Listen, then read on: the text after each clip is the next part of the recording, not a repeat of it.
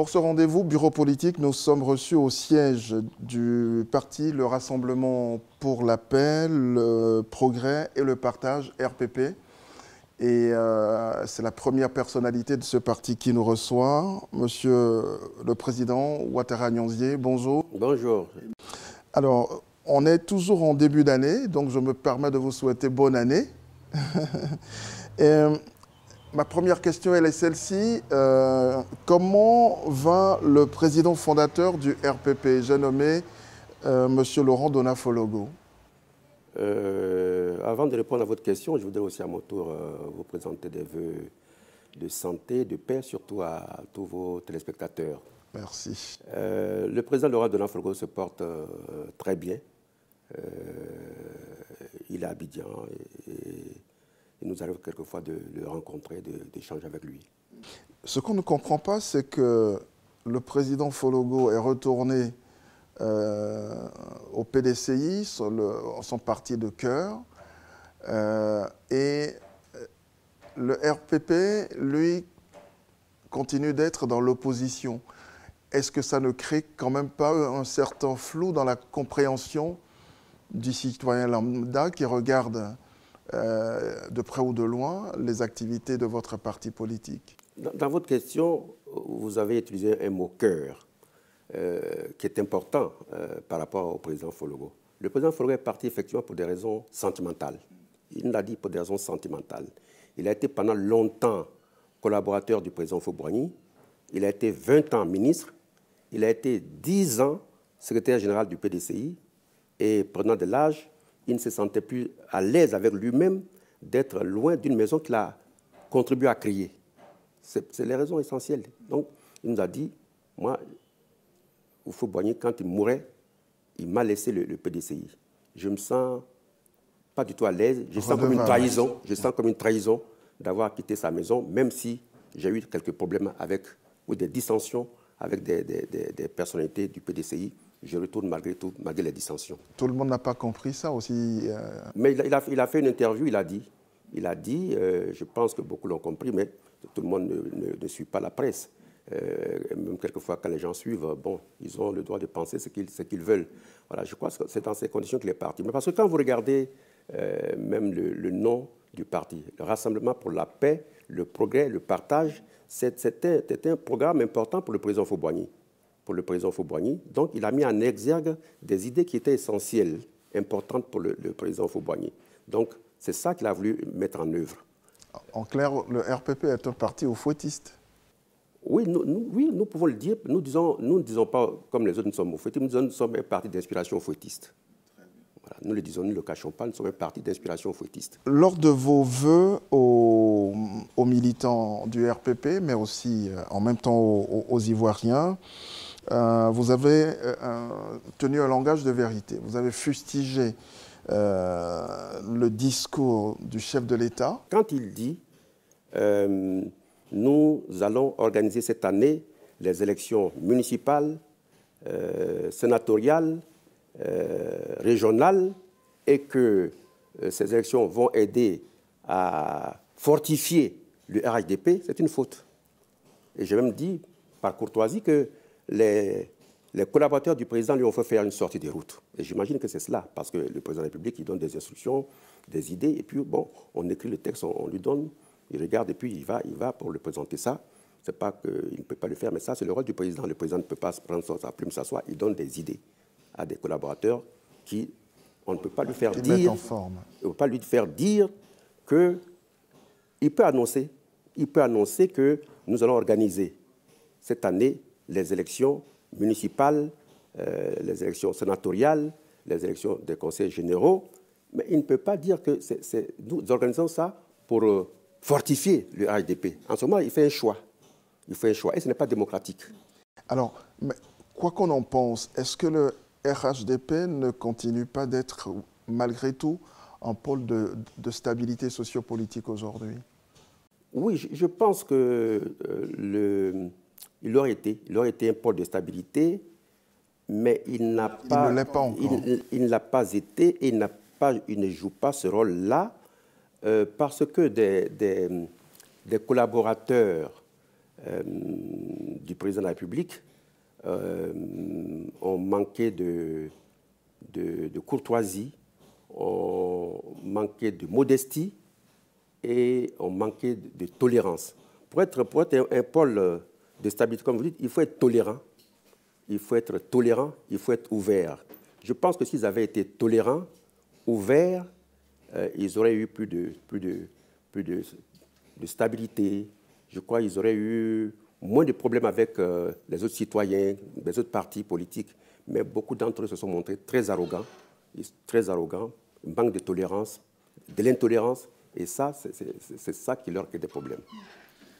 Cette année est une année électorale. Le président l'a annoncé, la commission électorale indépendante l'a confirmé. Vous étiez d'ailleurs convié à une réunion il y a quelques jours avec cette institution-là. Donc les Ivoiriens éliront leurs conseillers municipaux, leurs conseillers régionaux, et pour la première fois, il y aura des sénateurs qui seront élus.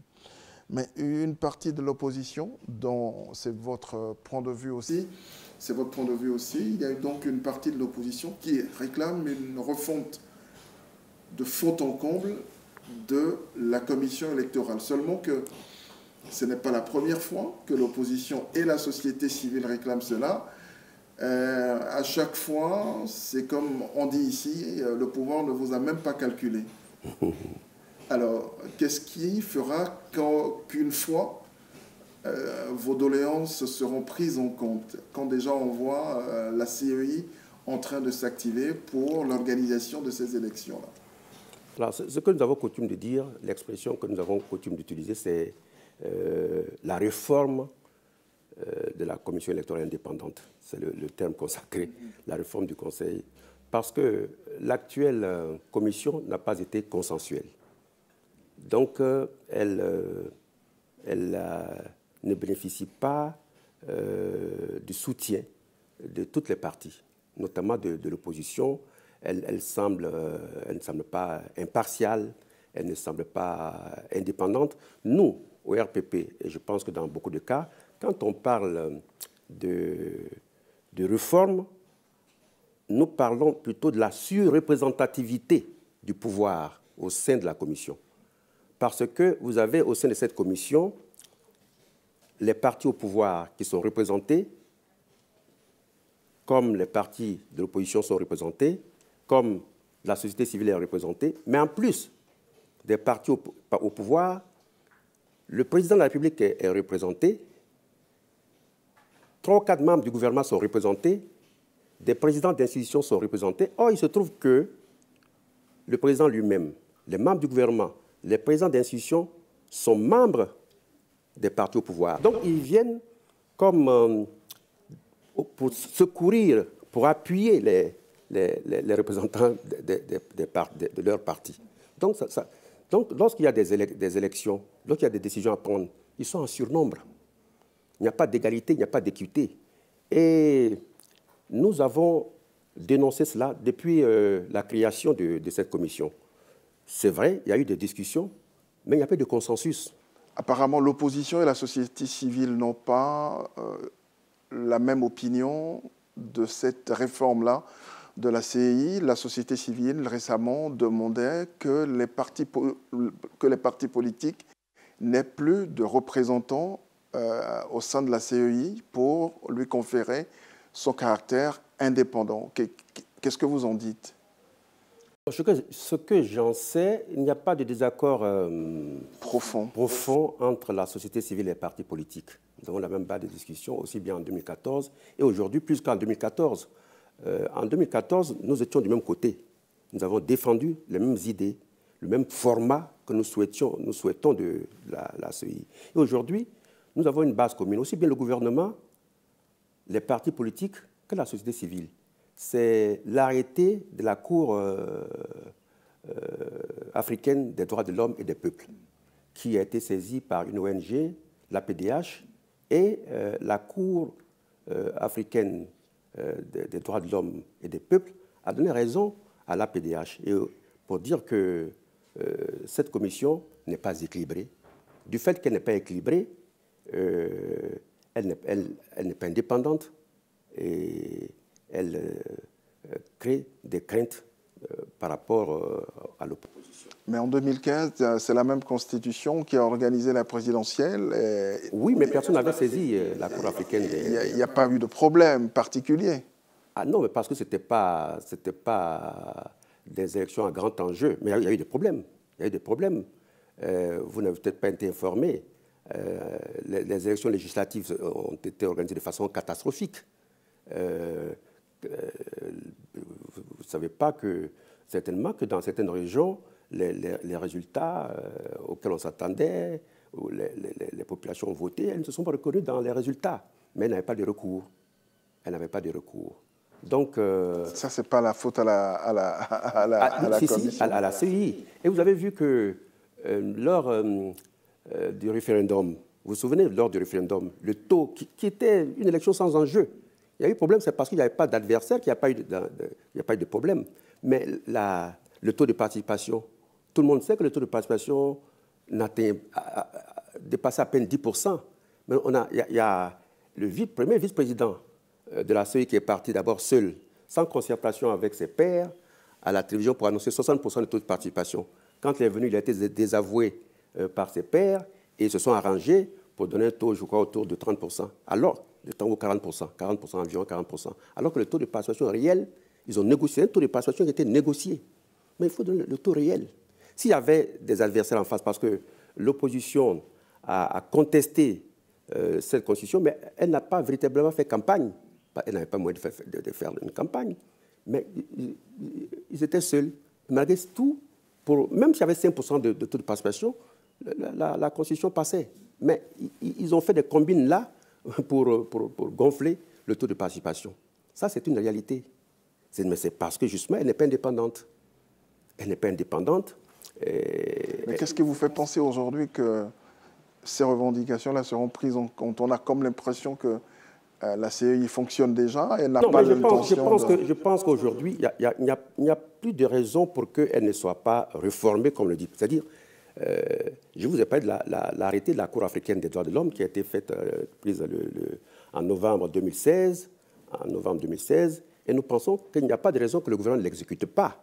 Parce que la Côte d'Ivoire est partie de la Cour africaine des droits de l'homme.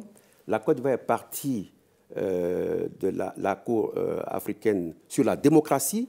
Donc, elle n'a pas de raison, il n'y a pas de raison qu'elle n'exécute pas un arrêté de la communauté internationale.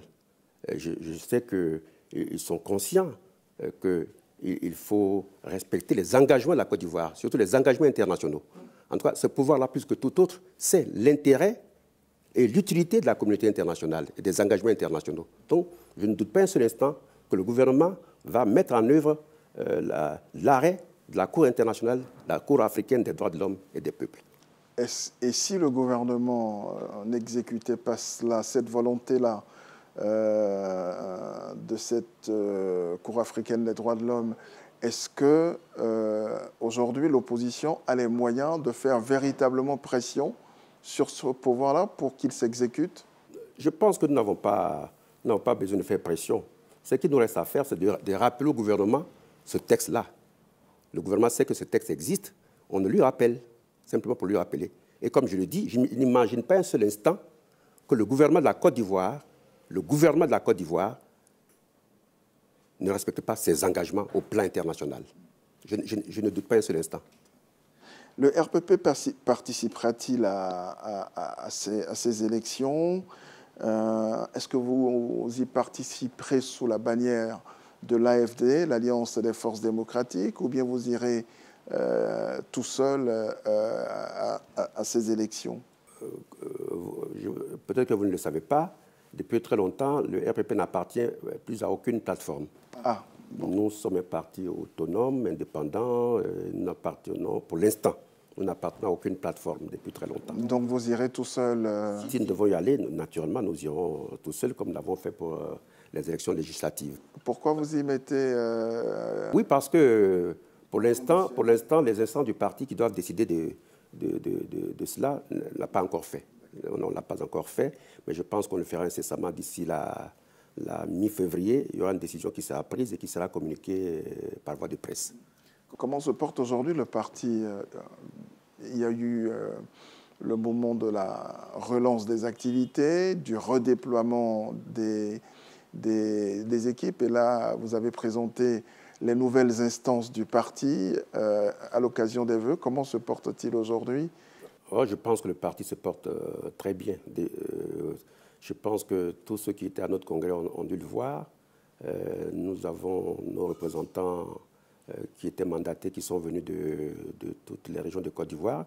Mais nous sommes ambitieux. Nous voulons aller plus loin. Nous savons qu'il y a encore des zones où nous n'avons pas encore implanté des sections ou des comités. Donc, c'est ce que nous sommes en train de faire actuellement. Je pense qu'avant la fin 2018, nous serons sur l'ensemble du territoire. Nous aurons des comités, nous aurons des sections, nous aurons des responsables des départements, des régions, que nous appelons les coordinations. Nous avons pris les dispositions. Nous avons déjà une équipe qui est partie dans l'ouest montagneux pour prendre les dispositions, pour voir là où nous ne sommes pas encore représentés, prendre les dispositions pour que nous puissions nous y installer. Et puis nous prévoyons également faire des tournées dans les grandes régions de la Côte d'Ivoire, des grands meetings. Alors, comment le RPP est-il financé? Le RPP s'autofinance. Le RPP, je veux dire que le RPP se finance par ses militants. Le RPP se finance par ses militants. Personne ne nous a donné un centime jusque-là. Il y a 2 ans, je crois, le gouvernement avait décidé de financer, comme c'était une période transitoire, de financer les partis politiques. Nous avions peut-être 3 millions, je crois, par trimestre, etc. Mais depuis lors, nous n'avons plus cette subvention. Effectivement, la loi en Côte d'Ivoire dit que pour qu'un parti soit financé, il doit être représenté à l'Assemblée nationale. Nous sommes représentés à l'Assemblée nationale par un député, mais bon, paradoxalement, jusqu'à présent, nous n'avons pas été financés. Nous sommes en train de chercher à savoir pourquoi nous respectons, nous nous conformons à la règle et que nous ne recevons pas la subvention qu'on donne à tous ceux qui ont des représentants à l'Assemblée nationale. Cela dit, en dehors de ça, nos membres se cotisent pour faire face aux charges du parti. Dans la deuxième partie de ce rendez-vous, nous allons évoquer la politique et vous. Comment êtes-vous arrivé à la politique? Est-ce que c'est la politique qui vous a choisi ou c'est vous qui l'avez choisi? Quand j'étais étudiant en communication à l'Université de Dakar, on nous disait que le journalisme mène à tout à condition de savoir s'en sortir. À condition de savoir s'en sortir, de pouvoir s'en sortir. Je n'imaginais pas un seul instant que je ferais de la politique. Mais il se trouve que j'ai occupé très tôt des responsabilités au niveau de la communication. En Afrique, la communication souvent se confond avec la politique, surtout lorsqu'on est à la tête d'une grosse structure comme la télévision nationale. La télévision nationale, la radio nationale, vous êtes le grand patron, que vous voulez ou pas, vous finissez par faire la politique. Voilà. Je dois dire que du temps du président Fauboigny, on a lutté pour ne pas que les journalistes puissent faire partie des instances. Ben, moi, progressivement, bon, je dois dire que, honnêtement, c'est le président Bédié qui m'a fait entrer en politique. Moi, j'étais directeur général de la RTI, et puis un matin, mes 2 secrétaires rentrent dans mon bureau, elles s'arrêtent devant moi, je dis, qu'est-ce qu'il y a? Elles me disent, mais monsieur, nous sommes venus vous féliciter. Je dis, pourquoi? Elle dit, vous n'avez pas lu les journaux? Je dis, qu'est-ce qu'il y a dans les journaux?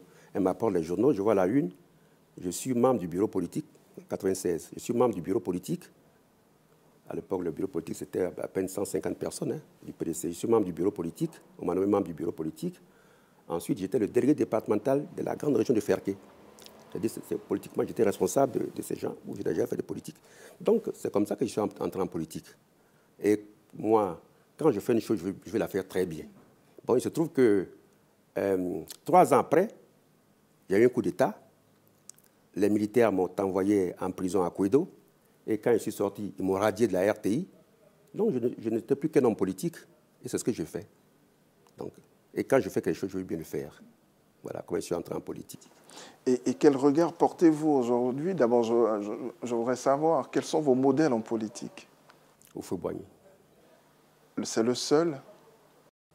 Oh, bon, c'est lui que j'ai connu, je l'ai approché. Maintenant, par l'histoire, je vois des gens comme Nkrumah, comme Sékou Touré, pour parler ici en Afrique. Si c'est à l'extérieur, je parlerai de Kennedy. Malheureusement, j'étais petit, j'ai lu aussi son histoire, sa biographie. Voilà. Ce sont vos modèles à vous. Et quel regard portez-vous aujourd'hui sur l'action politique qui est complètement décriée par une certaine opinion? La parole aujourd'hui du politique n'est plus crue, elle est même rejetée par une certaine opinion. Les gens pensent que voilà, tous les malheurs qui sont arrivés à la Côte d'Ivoire sont du fait des politiques. Quel regard portez-vous sur l'action politique aujourd'hui? L'opinion que vous donnez là est une opinion qui est réelle. Moi-même qui suis dans la politique, j'adhère à celle-ci parce que aujourd'hui, beaucoup de gens qui sont en politique ne savent pas que la politique est un art. La politique est un art, la politique est une science. Et c'est le président Gbagbo qui disait que la politique est un métier. Et bon, les gens pensent que la politique, c'est un jeu de passe-passe où on peut faire des miracles, où on peut jongler. Mais c'est un art important. Voilà. Houphouët-Boigny, je ne sais pas si le président Bédié, la politique, c'est l'art de l'impossible. On peut faire beaucoup de choses, mais ça demande quand même, peut-être pas une formation, mais ça demande une formation. Voilà, ça demande une formation. Ça demande une formation, ça demande une culture. Ça ne demande pas de gros diplômes, mais c'est nécessaire, ça demande une culture. Ça demande une culture, ça demande un certain tempérament. Voilà, je vous ai dit tout à l'heure que le RHDP aurait pu jouer ce rôle de stabilisateur davantage, réunir davantage les Ivoiriens si les principaux animateurs avaient fait preuve de plus d'humilité et de moins d'arrogance. Voilà, c'est ça. Ça me semble important. Aujourd'hui, les gens pensent, en faisant la politique, qu'ils peuvent promettre n'importe quoi et son contraire. Et aujourd'hui encore, dans nos pays, nous sommes en train de faire un ouvrage au RPP que nous allons distribuer bientôt. Vous savez que quand on fait de la politique, il faut avoir une certaine conception de la politique. Il faut savoir ce qu'on veut. Il faut avoir une idéologie, il faut avoir des projets. Mais aujourd'hui, vous pouvez demander à des militants de parti quelle est l'idéologie de leur parti, ils ne sauront pas vous le dire. Vous leur demandez le programme du parti, ils ne sauront pas vous le dire. Donc il y a tout cela parce que les gens manquent de formation. Il faut les former. Et quelles sont les valeurs que vous développez? Moi, personnellement, c'est l'équité, c'est la justice. L'équité et la justice, moi-même, notre parti, c'est ça, mais moi-même, c'est cela que j'ai toujours adhéré à cela. Parce que s'il n'y avait pas d'équité et de justice, je ne serais pas où je suis. Je n'aurais pas fait les études que j'ai eu à faire. Parce que mes parents sont des paysans au fin fond du pays Sunfo. Mon père a fait la Deuxième Guerre mondiale, mais il est venu en 1945. Il a eu tout le grade de première classe, soldat de première classe, donc il ne sait pas grand-chose. Donc quand il est revenu dans son village, il n'est plus revenu à Abidjan, donc il n'avait pas les moyens de me donner la formation que j'ai aujourd'hui. Mais j'ai eu la chance de faire de bonnes études. Je suis parti à l'Université de Dakar, l'Université de Paris 2, l'Université de Montréal. S'il n'y avait pas l'équité et la justice, grâce à Houphouët-Boigny, je ne serais pas où je suis aujourd'hui.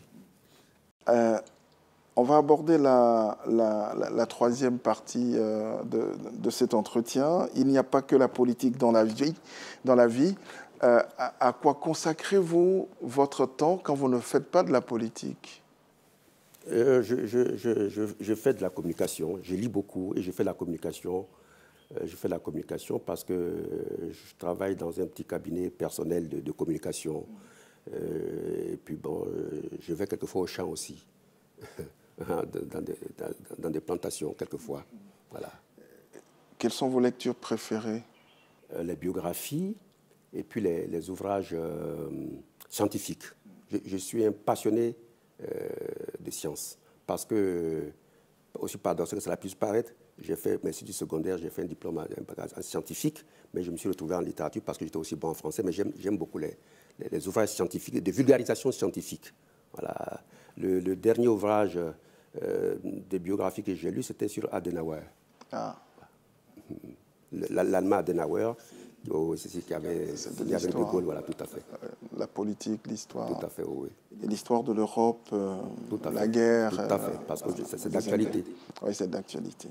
Mais on m'a dit aussi que vous cultivez le goût des choses simples, mais on sait que parfois en politique, pour mieux être, il faut paraître. Oui, oui, parce que je ne suis pas très procédurier. Et puis comme j'ai fait des études de journaliste, de communication, j'ai eu très tôt cette chance-là d'occuper des postes de responsabilité dans la communication. Et j'ai vu comment des gens qui étaient responsables, les relations qu'ils avaient avec leur entourage, je me suis dit, personnellement, vous êtes déjà puissant. Parce que lorsque vous êtes directeur général de la RTI, dans le parti unique, vous êtes puissant. J'avais des pouvoirs. Si je veux être compliqué, mais je vais écraser les gens. Or, comme je vous l'ai dit, j'aime l'équité et la justice. Donc, dans ma vie privée, je suis très simple, mais dans la vie officielle, publique, là, je me fais humble. Je me fais humble et les gens pensent qu'effectivement... Quelquefois, les gens disent, mais il est journaliste, il ne parle pas. C'est quand il rentre dans les studios qu'on entend parler. Mais parce que je me suis dit, quand vous occupez un poste comme celui de directeur général de la RTI, PDG de la RTI, vous voyez tous les grands, vous êtes avec le Premier ministre tous les jours, vous êtes le Président de la République tous les jours. Si vous voulez, en plus, vous montrer aux gens ce que vous êtes, mais vous allez les écraser et ils vont vous fuir. Voilà. Mais aujourd'hui, diriger un parti, je n'ai pas changé, mais j'ai compris que si vous ne dites pas ce que vous êtes, vos adversaires le feront à votre place et ne vous présenteront pas certainement dans les meilleurs jours. Voilà. Votre devise en politique? Équité, justice. Ce sont les mêmes valeurs. C'est les mêmes valeurs, équité, justice. Et c'est ce que nous cultivons au sein de notre parti. Mais moi-même, personnellement, très jeune, j'ai pensé à ça. Quand je me suis retrouvé un jour à l'université de Dakar, j'ai dit, mais est-ce que moi, j'aurais pu, mes parents qui sont au feu fond, est-ce que j'aurais pu me retrouver ici? S'il n'y avait pas l'État. S'il n'y avait pas l'État. Si Houphouët-Boigny n'avait pas dit, si Houphouët-Boigny sélectionnait selon les ethnies, selon les régions, je n'aurais jamais été là. Voilà. Donc, moi, je pense qu'un État, un homme d'État, un citoyen, la première chose à défendre, c'est l'équité et la justice. C'est pourquoi il est important qu'il y ait la démocratie. Ça fait partie de la démocratie également.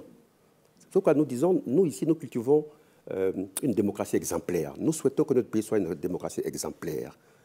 Malheureusement, ce n'est pas encore le cas. Mais il faut lutter pour qu'il en soit ainsi. Est-ce que vous pensez à 2020 tous les matins? Non. Parce que j'ai la conviction que... Et Bédié l'a dit un jour. Bédié, malgré son âge, mais il a quand même une certaine expérience. On aurait pu penser qu'il peut dire, bon, le PDC peut se gagner les élections. Mais il a dit un jour, aucun parti politique aujourd'hui ne peut gagner les élections seul. Aucun. Ça, c'est certain. Si vous gagnez les élections seul en Côte d'Ivoire, vous avez volé. Même dans les grands pays occidentaux, vous voyez, l'Allemagne, ils sont depuis 4 mois après les élections, ils sont sans gouvernement. Ça va se faire. Ils sont en train de trouver un accord. Mais parce que seul le parti de Mme Merkel ne pouvait pas gouverner. Elle était contrainte à courir derrière le SPD pour pouvoir avoir leur accord pour avoir la majorité. Donc aujourd'hui, dans le monde, lorsqu'un pays est démocratique, aucun parti ne peut gagner les élections seul. Donc je suis convaincu de cela. Donc nous travaillons, nous nous contentons, je dis à mes collaborateurs, quand nous faisons des réunions ici, travaillons jusqu'à 2018-2019. Et puis en ce moment-là, nous verrons qui nous sommes, ce que nous représentons, et nous regarderons le paysage politique ivoirien et on prendra une décision. Toute dernière préoccupation, qu'est-ce que le journalisme vous a apporté en politique? Ce que ça m'a apporté beaucoup. Tout ce que je fais m'est inspiré par la pratique journalistique, la méthode journalistique, ma façon de parler, ma rédaction, certains de mes gestes, même le choix des mots. Voilà, c'est ça. Des mots justes. Et c'est comme après à l'école, dans les premières années, la première année à l'université, on vous apprend, dans les écoles de communication, il faut toujours travailler avec un dictionnaire. Moi, je travaille toujours avec un dictionnaire. C'est-à-dire, si j'ai le temps de faire un discours, je peux improviser. Mais si je dois écrire un discours, j'ai un dictionnaire à côté. Je vais employer le mot juste. Je ne vais pas employer un mot à peu près. Voilà. Ou un synonyme qui peut édulcorer, qui est moins méchant, ou si je veux être plus méchant, je le fais. Donc, ça m'a tout apporté. Voilà. Les relations avec les hommes politiques, la population, les citoyens. Donc, l'observation, voilà, l'observation. Parce que l'une des qualités du journaliste, c'est l'observation. Voilà, la qualité d'écoute. Et la qualité d'écoute beaucoup. aussi. J'observe beaucoup. Quand je rentre tout de suite là, je sais ce qui est extraordinaire. Ce qui peut sortir de l'ordinaire, je le vois.